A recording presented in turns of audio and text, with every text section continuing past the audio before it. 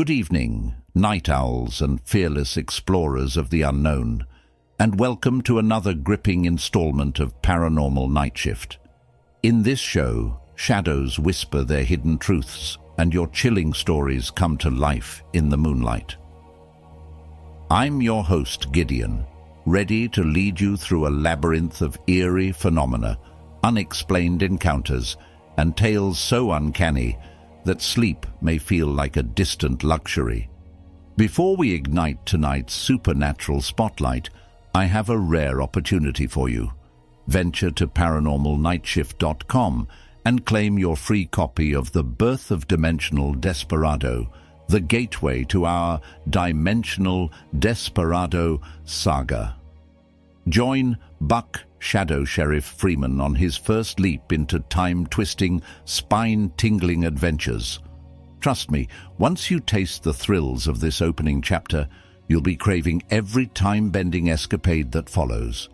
But now, let's dim the lights and step deeper into the hush of the night.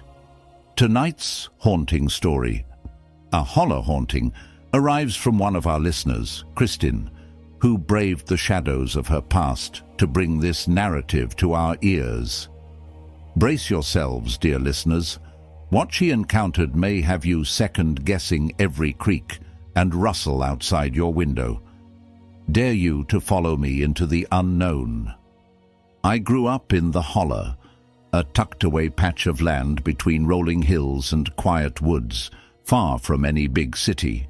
If you've never heard the term, a holler is like a narrow valley or a secluded rural area, often full of secrets and stories passed down through generations. Our holler was very old, as the grown-ups liked to remind me. They'd say, "These hills have seen a lot of living and dying." I didn't think much of it at the time, but sometimes I would lie in bed at night, hearing the wind whisper around the house as if carrying voices from the past. I was around 8 or 9 years old when something happened that I still remember with perfect clarity. One night, I found myself lying awake long after my bedtime. Usually I'd drift off to sleep listening to the crickets outside or my parents' muffled conversation in the next room. But on this particular night, I couldn't settle down. It felt like the air in my bedroom was tingling with electricity, making it impossible for me to relax. Our house was small but comfortable, with rooms arranged in a simple linear way. My bedroom near one end, the kitchen down the hallway, and my parents' bedroom just beyond. I had a tiny bathroom connected to my room, which was convenient. But for some reason, I decided I wanted water specifically from the kitchen that night. Perhaps it was just an excuse to wander around and shake off my restlessness. I remember sliding out of bed, tiptoeing across the wooden floor so I wouldn't wake anyone, and gripping my empty cup. The hallway was dimly lit by moonlight, filtering in through a small window. Near the front door dimly lit the hallway. It was one of those nights when everything felt still and muted, like the house was asleep. I took careful steps, hoping the boards wouldn't creak too loudly. As I inched closer to the kitchen, something made the tiny hairs on the back of my neck stand up. It was a primal kind of feeling, like I was being watched. My heart began to race, but curiosity nudged me forward. I paused before I even reached the doorway, gazing into the gloom. There, in the faint glow coming from the window over the sink, I saw 3 figures. They weren't shapeless shadows or flickers of light. They looked unmistakably like men. All 3 wore outfits that reminded me of old-fashioned coal miners' gear, rugged work pants, heavy boots, and even the outlines of what might have been headlamps on their caps. They stood side by side, silent, as if they'd been frozen in time. My breath caught in my throat. Even in the low light, I could make out their faces. They appeared tired, yet determined, as I'd imagine real coal miners after a hard day's work. But the strangest part was how solid they seemed, like real, living men. Yet I knew they couldn't possibly be. They stared straight at me, their gazes both unsettling and oddly calm, as though I was the intruder in a place they felt belonged to them. Every muscle in my body tensed at once. I wanted to scream, but my voice felt stuck. I raced with thoughts I couldn't fully piece together. Who are they? Why are they here? Am I dreaming? I only managed to spin on my heel and bolt back down the hall. My bare feet slapped against the floorboards, and I half expected to feel heavy footsteps chasing after me. But all I heard was the pounding of my heartbeat. My parents' bedroom was at the far end of the house. I practically fell through their doorway, tears already stinging my eyes. My mother startled awake, and my father, though he wasn't my biological father, I always called him Dad, leaned on one elbow, blinking in confusion. "What's wrong, honey?" my mom asked, her voice groggy with sleep. I tried to string words together but kept stuttering. Finally I managed. "There are 3 men in the kitchen, minors, I think."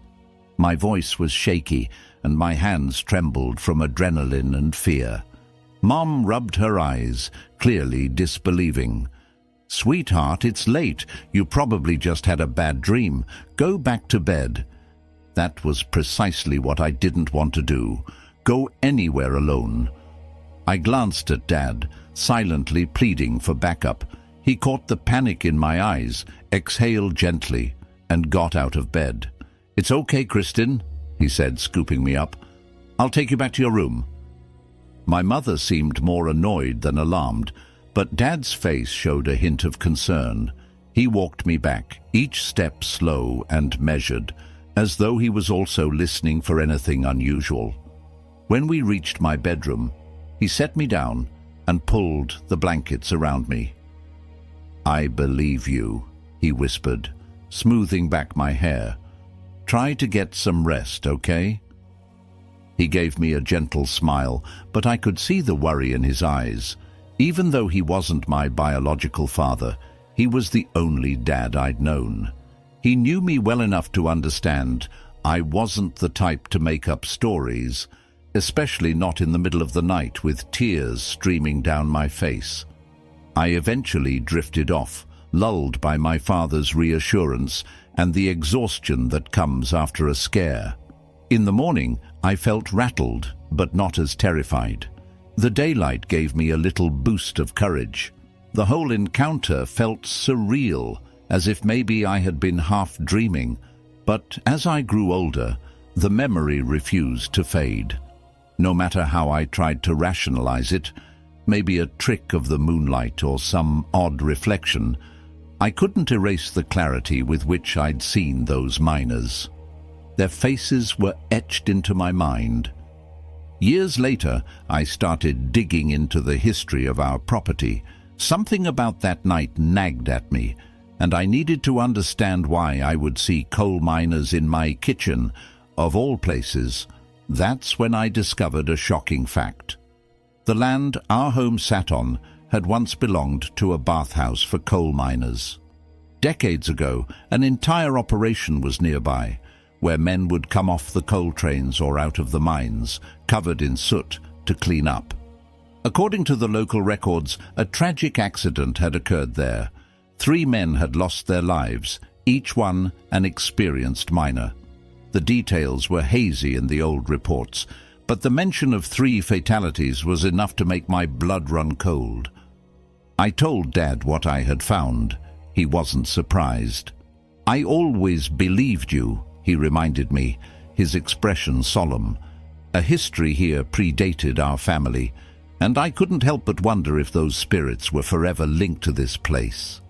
Restless, perhaps seeking something they'd lost. There was a personal twist to all this that hit even closer to home. The man I called Dad wasn't my birth father. My biological father had passed away before I was born, and as fate would have it, he too had been a coal miner. Now, I couldn't help but wonder, Had there been a more profound reason these three minor apparitions appeared to me specifically? Was it some cosmic link, a way for them, or even my father's spirit, to communicate? The questions were endless, and answers were scarce. As time passed, I never saw the three miners again, nor did I feel threatened by them. It was almost as if that moment, when they looked at me and I looked at them, gave them a fleeting chance to be acknowledged. After that night, they seemed to fade back into whatever realm they had come from. I'm grown now, with the clarity that age brings, but I still replay that night. The Holler remains old and full of stories, and I suspect many people living there could spin similar tales of ghostly apparitions or unexplained events. History tends to linger in small communities, weaving itself into everyday life in strange and unexpected ways. Maybe that's why the miners appeared so vividly, in a place still echoing their past labor and tragedy. Today, when people ask me if I believe in ghosts, I don't hesitate to say yes. I've seen them with my own eyes, or at least something beyond ordinary explanation. Whenever I think back to that moment as a frightened 8-year-old, standing in a moonlit hallway with a water cup clutched in my hand, I recall the unmistakable gaze of those three men. It wasn't evil. It was more like they told me, "We existed, we worked here, and we want you to remember." I do remember. I always will. In many ways, I credit that encounter for sparking my curiosity about history, genealogy, and the unseen threads that connect us. I still live near the Holler, and every once in a while I drive by the old house. Nothing outwardly suggests it's haunted now, but I can't help but wonder if the new occupants ever catch a glimpse of phantom miners in the kitchen, staring silently back at them. Maybe the men are at rest, or maybe, just maybe, they're still there, watching, waiting for someone to see them again. If there's one thing I've learned, places carry memories far beyond what we see on the surface. Growing up in the Holler taught me that sometimes the past isn't as distant as we think. It can reach out in the form of three silent men, reminding us that every plot of land has a history, and sometimes that history refuses to remain hidden. And with that, we bring our spectral sojourn to a close. Kristin, our deepest thanks for offering such a vivid glimpse into the otherworldly happenings of your childhood. Your courage in sharing keeps the spirit of Paranormal Nightshift alive. If tonight's tale sparked your imagination, dear listeners, we invite you to support our show by joining Patreon for a seamless, ad-free experience and insider access to our forthcoming Dimensional Desperado sagas. Every pledge unlocks unique perks and helps us continue unraveling more eerie encounters. Suppose Patreon isn't your thing, no worries.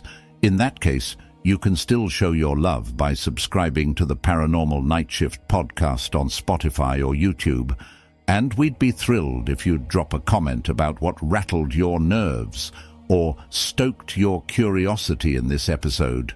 Your feedback is the fuel that drives our pursuit of the unknown.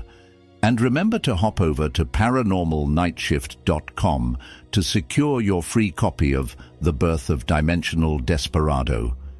It's the perfect dive into the time-twisting escapades of Buck Shadow Sheriff Freeman, whose paranormal exploits just might give you the courage to face the things that bump in the night. Until next time, stay curious and keep your lights on. After all, you never know what secrets the darkness may hold.